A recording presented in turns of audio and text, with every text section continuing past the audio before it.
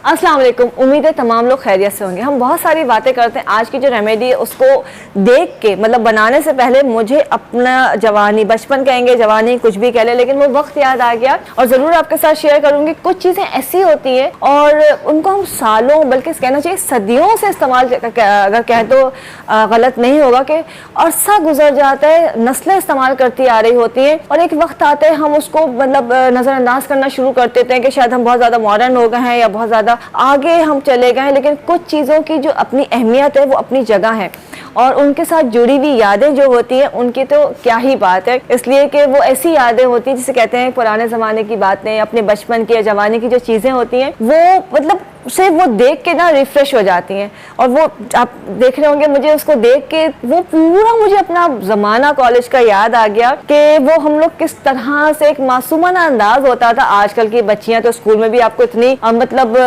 Simple सी नहीं नजर आएंगी। रेमेडी शुरू करने से पहले किस्सा सुनाती हूँ। हम जब कॉलेज में पढ़ा करते थे, मुझे आज भी याद है, पिगमेंटेशन का हमें नहीं पता था पिगमेंटेशन क्या होती है, छाइयाँ होती क्या है।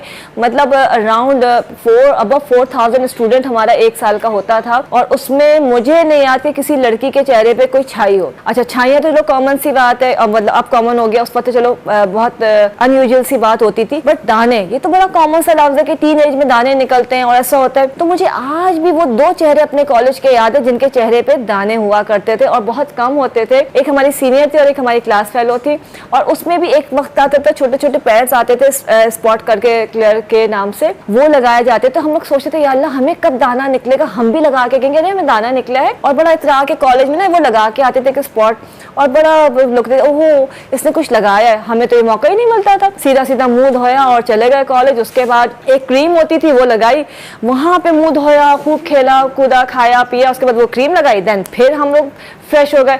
रंग कैसा खराब हो रहा है, स्किन तो खैर अल्हम्दुलिल्लाह कभी खराब होती ही नहीं थी, इसलिए कि मैंने उस जमाने में अपने जमाने में इतने अरसे में कभी किसी का चेहरा खराब नहीं देखा। बालों के इश्यूज भी बहुत कम आते थे। वक्त बढ़ता आगे चलता चला गया, हम बहुत तरक्की करते चले गए डे बाय डे। साइंस ने बहुत तरक्की कर ली, हम बहुत एडवांस हो गए, बड़ी बड़ी चीजें आ गई, लेकिन हमारी जो एक नेचुरल ब्यूटी थी वो कहीं खो गई। मैं अपने बच्चों से भी ये कहती हूँ, अपनी टीम से भी ये कहती हूँ कि वो जो वक्त था, मतलब मैं आज भी वो वक्त सोचती हूँ तो सोचती हूँ कि यार चेहरे खराब कैसे होते थे या बाल कितने अच्छे हुआ करते थे, कोई इशू ही नहीं था। लगता था जिंदगी में कोई इशू ही नहीं है, बस पढ़ना है, इसके बाद शादी है, घर संभालना है, डाइट सेट, ये इसके अलावा कोई कुछ नहीं था। किसी ने डॉक्टर बनना है, किसी ने इंजीनियर बनना है, कोई स्पोर्ट्स में जा रहा है, तो बस ये लाइफ थी, अपना एक फ्यूचर देखा करते थे।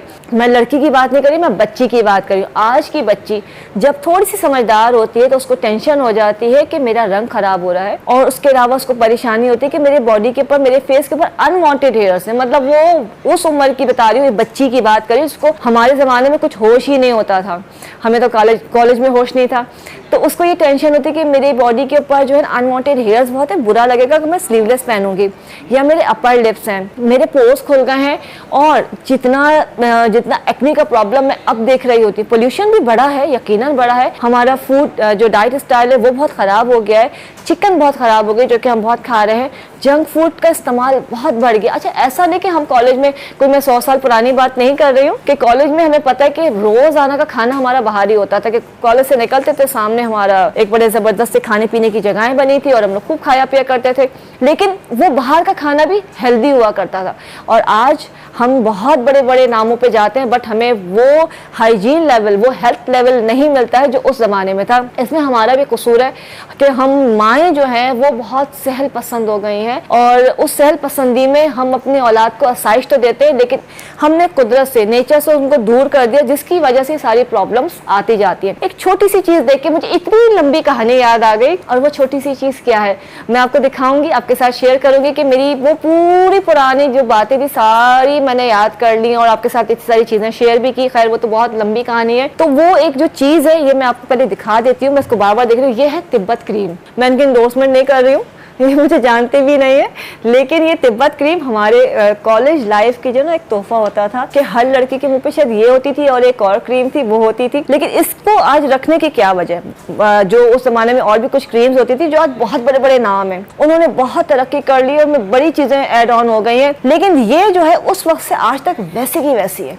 इसकी ना खुशबू चेंज हुई है, मज़े की बात है इसकी पैकिंग भी एज इट इज़ मौजूद है, मतलब ये जो डब्बा जो इसका कैप है ये भी वैसे का वैसा है, सब कुछ वैसे का वैसा है और इसके रिजल्ट्स भी वैसे के वैसे। तिब्बत क्रीम की खास बात किया, आप मैं इतनी लंबी तमहीद बांधी, इतनी लंबी चौड़ी कहानियाँ सुनाई मैंने आपको, और एक तिब्बत उसमें आके तिब्बत पे कहानी ख़त्म हो गई। तो तिब्बत में कहानी क्या है और उसकी ख़ास बात क्या है, ये जब हमने पढ़ा, रिसर्च की, बहुत सारी चीज़ें की, तो हमें पता चला कि इसमें कुछ ऐसा मौजूद है जो कि वाकई बहुत सारी चीज़ों में कमाल करता है। और वो क्या है, अक्सर बच्चियों के टीन एज में तो एक्नी निकलती है, बच्चों के भी और बच्चियों के भी, लेकिन होता है कि जब एक्नी निकलती है उसके लिए बहुत सारे ट्रीटमेंट्स हो रहे होते हैं। अब तो लेज़र तक पे हम चले जाते हैं, बच्चियां चली जाती हैं, टीन एज के अंदर चली जाती हैं और वो एक्नी बहुत सिवियर हो जाती है बच्चियों के साथ। अब बढ़ती उम्र में भी एक्नी जो है वो चल रही होती है। तो तिब्बत उस एक्नी को, जो एक्नी कंट्रोल नहीं हो रही है, जो एक्नी ख़त्म नहीं हो रही, उसके लिए तिब्बत एक ऐसी अनोखी चीज़ है कि अगर आपको दो चीज़ें मैं आपको बताऊंगी, अगर आप इस्तेमाल करते हैं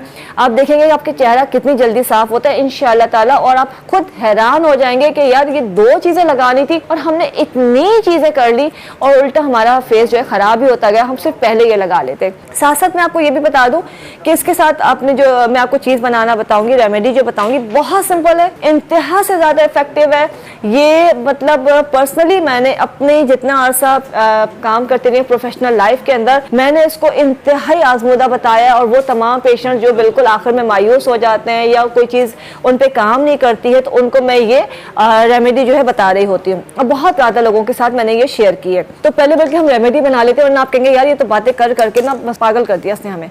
अच्छा, इसमें कुछ भी नहीं करना, सिंपल आपने तिब्बत स्नो जो क्रीम है, तिब्बत स्नो क्रीम आपने लेनी है। तकरीबन ये जो है ये भी मैं किसी के लिए बना रही हूँ, उसको डेडिकेट कर रही हूँ आज अपनी टीम मेंबर के नाम, कि वो बहुत केयरलेस है, कुछ नहीं करती और उसकी वजह से हमें बड़ी शर्मिंदगी होती है। लोग कहते हैं अपने आप को तो ठीक कर लो, तो मैंने आज करके बेटे तुम्हें बना के दी जाएगी, तुम उसको लगाओगी और ताकि तुम्हारा चेहरा सही होगा तो लोग कहेंगे हाँ भाई कुछ किया है रसास वदा वालों ने। तो भारत तिब्बत स्नो क्रीम हम लेंगे 1 टीस्पून।